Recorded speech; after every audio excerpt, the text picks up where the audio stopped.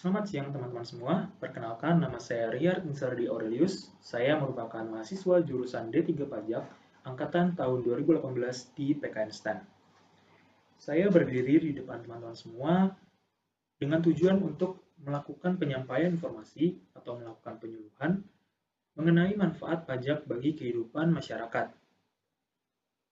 Pertama-tama, silakan teman-teman untuk melihat gambar-gambar yang ada pada slide ini. Gambar-gambar yang ada di slide ini menunjukkan bagaimana kondisi Indonesia saat ini. Dapat dilihat berdasarkan gambar-gambar tersebut, terdapat adanya kesenjangan antara yang memiliki kemampuan ekonomi tinggi dengan yang memiliki kemampuan ekonomi rendah. Kemudian adanya upah yang masih kurang layak bagi para buruh untuk memenuhi kebutuhan-kebutuhannya. Selain itu, ada juga tingkat pengangguran yang semakin meninggi. Hal ini juga disebabkan karena adanya pandemi yang terjadi di tahun 2020, yang menyebabkan beberapa masyarakat kehilangan pekerjaannya atau di PHK. Selain itu, ada juga kekurangan fasilitas pembelajaran yang terdapat di daerah-daerah yang masih jauh dari pusat perkotaan. Selanjutnya, karena adanya kondisi yang seperti itu, saya merasa perlu untuk membandingkan bagaimana kondisi saat ini dengan cita-cita bangsa Indonesia yang terdapat di pembukaan Undang-Undang Dasar tahun 1945. Melalui perbandingan tersebut, kami dapat melihat bahwa terdapat perbedaan yang signifikan tentang bagaimana kondisi saat ini dengan apa yang dicita-citakan bangsa Indonesia. Cita-cita bangsa Indonesia yang pertama adalah untuk melindungi segenap bangsa Indonesia atau seluruh tumpah darah Indonesia. Kemudian, memajukan kesejahteraan umum, mencerdaskan kehidupan bangsa, ikut melaksanakan ketertiban dunia yang didasarkan pada kemerdekaan, perdamaian abadi, dan keadilan sosial.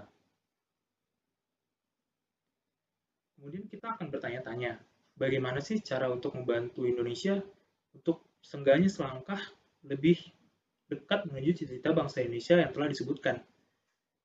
Saya sebagai mahasiswa jurusan pajak menyarankan bahwa salah satu cara yang dapat kita lakukan adalah dengan memberikan kesadaran kepada orang-orang untuk membayar pajak. Kemudian saya akan menjelaskan mengenai apa itu pajak. Pajak adalah kontribusi wajib yang dibayarkan oleh masyarakat kepada negara. Pajak ini dapat dipaksakan, namun harus tetap berdasarkan undang-undang. Jadi, penagihan pajak itu tidak bisa dilakukan secara semena-mena, harus berdasarkan dengan undang-undang.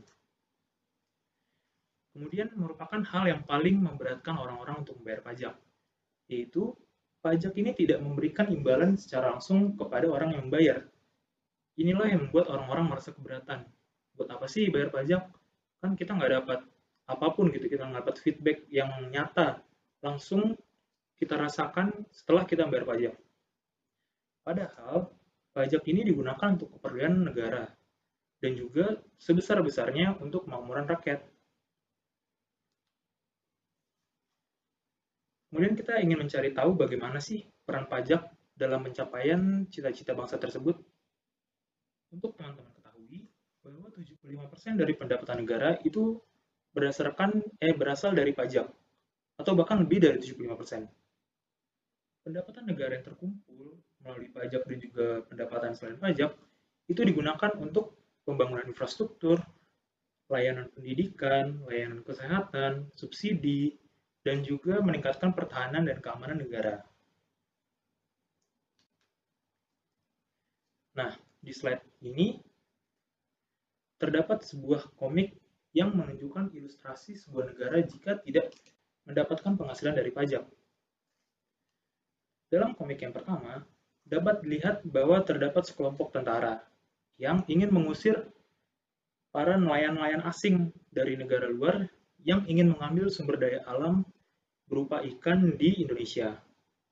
Namun mereka tidak memiliki persenjataan yang cukup. Hal ini disebabkan karena mereka tidak memiliki dana untuk membeli senjata-senjata yang cukup memadai untuk mengusir para nelayan-nelayan asing tersebut. Hal ini pastinya menyebabkan pendapatan negara menjadi berkurang karena sumber daya alam yang kita miliki jadi dicuri oleh negara lain. Kemudian di komit kedua, terdapat adanya pengalihan dalam penegakan hukum dari pemerintah kepada pihak swasta. Tentunya hal ini disebabkan karena pemerintah tidak memiliki dana untuk membayar atau menggaji pihak pemerintah untuk melakukan penegakan hukum, sehingga penegakan hukum dilakukan oleh pihak-pihak swasta. Tentunya pihak swasta ini memiliki tujuan utama yaitu untuk mendapatkan keuntungan sebesar-besarnya. Jadi akan memberatkan pihak-pihak yang membutuhkan pada penegakan hukum tersebut.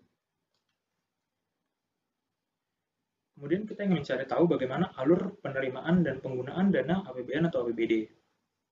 Alurnya pertama dilakukan oleh pembayar pajak. Pembayar pajak tersebut memberikan atau membayar dana berupa pajak ke kas negara. Kemudian dari kas negara tersebut akan dimasukkan atau akan menambah jumlah APBN atau dana APBN.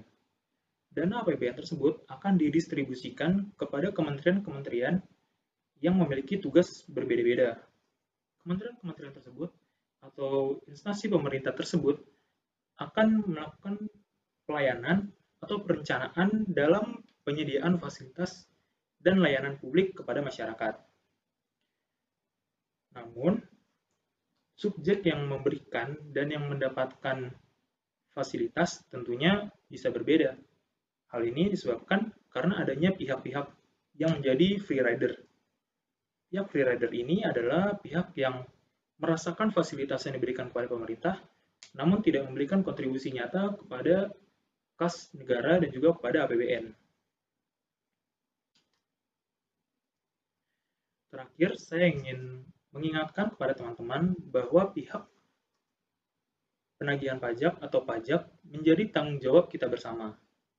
Jika kita dapat bersatu dan juga dapat menjadikan negara kokoh, terlebih dalam bidang pajak, maka penerimaan negara akan menjadi semakin meningkat. Jika penerimaan negara meningkat, maka dana yang dikeluarkan untuk pembangunan negara tentunya akan semakin maksimal. Hal ini, kekokohan ini juga akan menjadikan bahwa tindakan korupsi menjadi dapat bisa dihalangi, karena korupsi dapat tentunya merugikan pembangunan negara. Tentunya jika pembangunan negara semakin maju dan semakin berkembang, maka kita akan menjadi selangkah demi selangkah menjadikan negara Indonesia menjadi lebih baik dan mencapai cita-cita yang telah diberikan oleh pendahulu-pendahulu kita. Sebagai penutup, saya ingin mengingatkan kepada teman-teman bahwa kita harus bekerja sama dan juga bergotong royong untuk membawa Indonesia menuju cita-cita bangsa. Salah satu caranya adalah dengan melakukan pembayaran pajak atau melunasi kewajiban pajak teman-teman saat teman-teman sudah memiliki kewajiban untuk membayar itu ataupun sudah memiliki penghasilan. Sekian yang dapat saya sampaikan. Saya ucapkan terima kasih. Assalamualaikum warahmatullahi wabarakatuh.